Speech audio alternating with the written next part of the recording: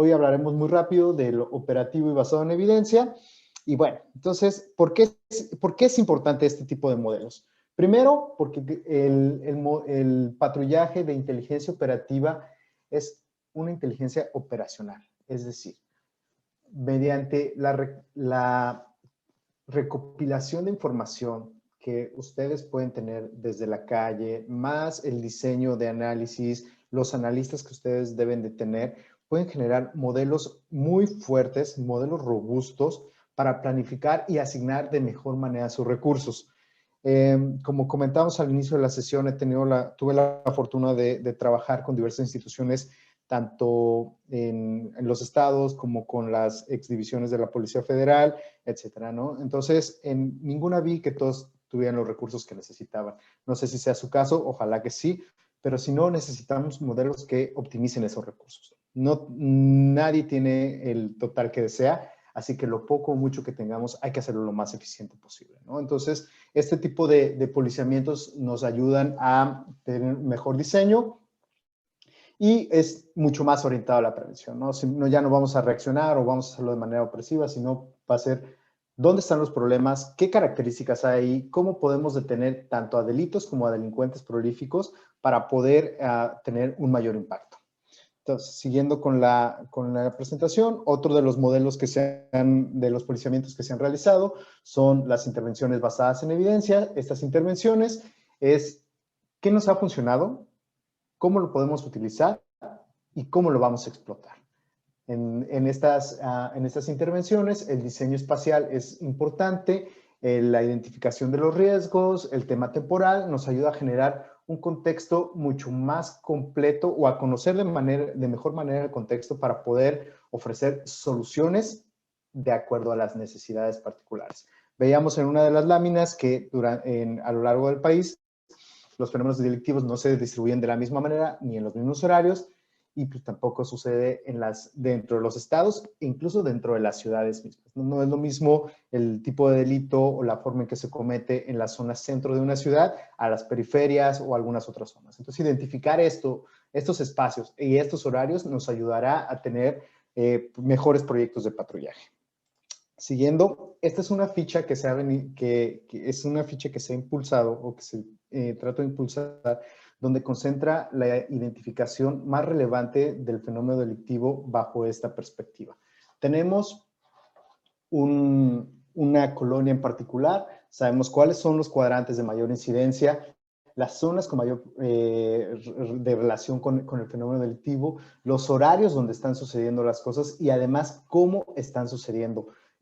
Si es robo de casa habitación, si es un vehículo particular, si es un negocio, etcétera. Entonces, es ya no la ciudad, sino la colonia particular, el cuadrante de ser necesario, la calle podemos llegar a ese nivel y además dentro de esa calle, dentro de ese cuadrante, cuáles son los horarios, cuáles son la forma en que están actuando, para que ustedes como tomadores de decisión o gente que se dedica a diseñar patrullajes pueda tener de manera más adecuada el uso de los recursos, la toma de decisiones más basada en evidencia posible. Entonces, para llegar a este tipo de fichas, lo primero que hay que hacer es un análisis espacial. Identificar cuáles son las colonias con mayor incidencia. Entonces, este es un ejemplo para la ciudad del centro de Monterrey. Entonces, tenemos que en 15 fue aquí, 16 fue evolucionando, 17, 18, etcétera, ¿no? Entonces, ya no es el centro de Monterrey, sino es zonas muy particulares del centro las que están teniendo este tipo de fenómeno delictivo.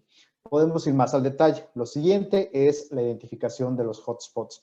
Mi compañero más tarde platicará del tema de georreferenciación, pero es vital que se tenga una georreferenciación adecuada. Si ustedes no tienen una georreferencia adecuada, es muy poco probable que se puedan realizar modelos que hagan más eficiente el uso de sus recursos. Necesitamos saber exactamente el punto donde ocurrió el delito, no tal vez ahí. Aquí ocurrió y aquí lo registro y ahí se lo doy a mis analistas.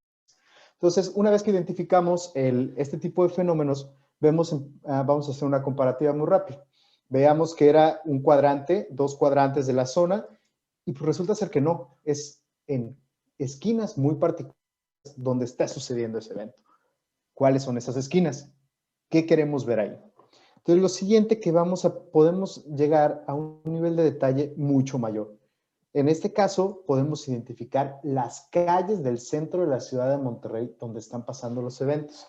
Ya no es toda la avenida central, ya no es un cuadrante intermedio o un cuadrante bajo, es una calle de la avenida central entre la calle 1 y la calle 2, entre la calle 20 y la calle 25.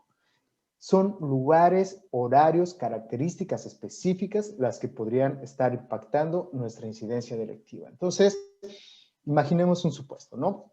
Ustedes como tomadores de decisiones saben que en la zona centro de Monterrey hay un problema, pues vamos a mandar un patrullaje por toda la zona.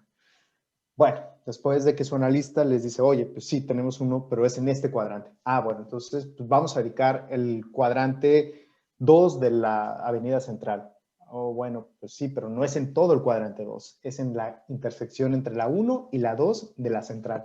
Ah, bueno, pues resulta ser que no necesariamente necesito una patrulla ahí, no necesariamente necesito 5 patrullas dándole todo el día, sino que necesito probablemente a un solo oficial o probablemente a alguien en bicicleta o a alguien en una moto, según la característica del delito que estamos analizando y de los factores de riesgo de ese lugar en particular.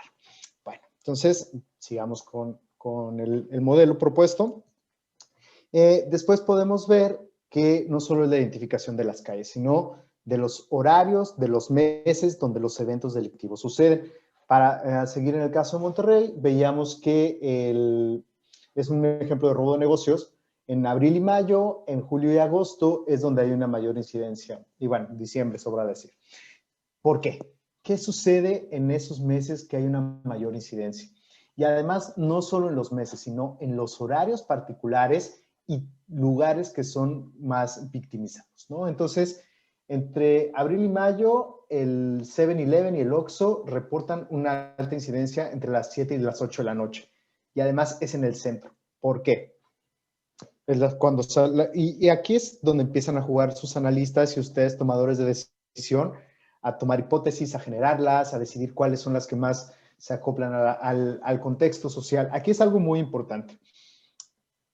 Como comentaba el maestro Josué, pues, habrá gente muy experimentada que habrá hecho diferentes análisis en diferentes partes del mundo, pero nadie sabe mejor que ustedes la realidad de esos municipios. Entonces, ustedes saben por qué en esa calle, por qué en ese Oxxo, por qué en esa tienda. Para los que no estén familiarizados con el Oxxo, son las tiendas de conveniencia. ¿Por qué en esos meses? ¿Por qué en esos horarios? ¿Qué está pasando ahí? Ustedes localmente lo saben. Y entonces, qué mejor que poderlo, ya no solamente por la práctica o por la experiencia de los años, sino que un mapa y una tabla nos ayuden a fortalecer nuestra experiencia y nuestros comentarios. Entonces, además de esto, podemos identificar cuál es el modus operandi de los delincuentes. ¿Qué se están robando? ¿Cómo se lo están robando? ¿Con violencia, sin violencia, uso de armas, cuchillos, etcétera? ¿Cuáles son las tiendas? ¿Cuáles son los productos? ¿Cuántas personas? ¿Qué utilizan? ¿Cuál es el medio de transporte? ¿Qué hicieron ahí? Entonces, ese es el tipo de cosas a las que podemos llegar. Lugares, horarios particulares, características de estos lugares que podrían estar generando la facilidad para que los delincuentes utilicen un arma, se vayan en moto, etc. Y bueno, entonces, al final de todo esto, podemos desarrollar unas fichas mucho más concretas de los que hemos estado realizando o de las que estamos familiarizados, ¿no? Sabemos ahora dónde están la calle específica, ya no es la avenida central, es la avenida central en la A1 y 2, que entre las 8 y 9 de la noche me están generando mayor problemática. Vienen dos tipos en moto que se llevan celulares, que se llevan vino, que además actúan con violencia y que están generando este tipo de comentarios, ¿no? Entonces, para un tomador de decisión, probablemente sea mucho más, baje la complejidad al decirle, ¿sabes qué, agente? Tú necesito que estés en esta esquina entre las 8 y las 9, te fijes en estas características y si tú ves que algo coincide con este tipo de descripción en tiempo, horario y características, la probabilidad de que esté por suceder un evento es mucho más alta a que si nosotros no lo conociéramos, ¿no? Entonces, es utilizar la inteligencia que ya se tiene dentro de las corporaciones, la información que poseen y que han desarrollado poner al servicio. Eso es lo que se está buscando. Ponerle al servicio y mejorar la calidad y la calidad del patrullaje. No solo hacer más, sino hacerlo mejor. Y bueno, entonces, ya para finalizar, pues volvemos al ejemplo inicial, ¿no? Entonces tenemos nuestra zona ya mucho más identificada, la colonia. En la colonia tenemos los cuadrantes, podemos bajar al nivel de calles, sabemos que sucede los viernes, los sábados a las 4 de la tarde, con mayor incidencia, que el robo de vehículo es el problema ahí y que además están actuando de esta manera, se roban un carro con esas características y lo hacen con violencia, sin violencia, etcétera. Ya ustedes, mediante sus análisis, sabrán a detalle qué es lo que está sucediendo. Y bueno, un último ejemplo, este tipo de análisis no solamente funciona dentro de policías locales, sino se puede generalizar a temas de crimen organizado o temas de alto impacto en términos nacionales, ¿no? Identificación nuevamente del análisis espaciotemporal, después se puede generar un perfilamiento geográfico de los posibles lugares donde los delincuentes tienen los delincuentes tienen sus lugares de actividades. Además, se puede identificar cómo están actuando, una descripción muy puntual mediante un script desde el paso 1 hasta el paso final, y además identificar la red de contactos o la forma en que trabaja estas organizaciones, ¿no? Probablemente algunos sean delincuentes aislados u otros sean organizaciones mucho más complejas, particularmente en el crimen organizado sabemos así es. Entonces podemos saber quién es el líder. Ustedes tienen identificado el líder, pero muchas veces el líder no necesariamente es el de mayor impacto en esta región en particular que tenemos identificada, sino es el que recluta, sino es el que tiene el dinero, etc. Entonces, este tipo de fenómeno, este tipo de análisis no solamente es realizado para temas locales, sino que podemos llegar a un nivel mucho más macro, como es el tema de grupos delictivos y crimen organizado. Entonces, pues aquí les dejo mis redes sociales, mis contactos. En caso de que pues, les haya interesado, pues espero poder pronto volver a platicar con ustedes. Y pues, si tienen alguna pregunta, bienvenida. Ok, muchas gracias, José Luis, por tu presentación. Si puedes dejar de compartir, por favor, tu presentación como tal. Te agradecemos mucho. Vamos a pasar ahorita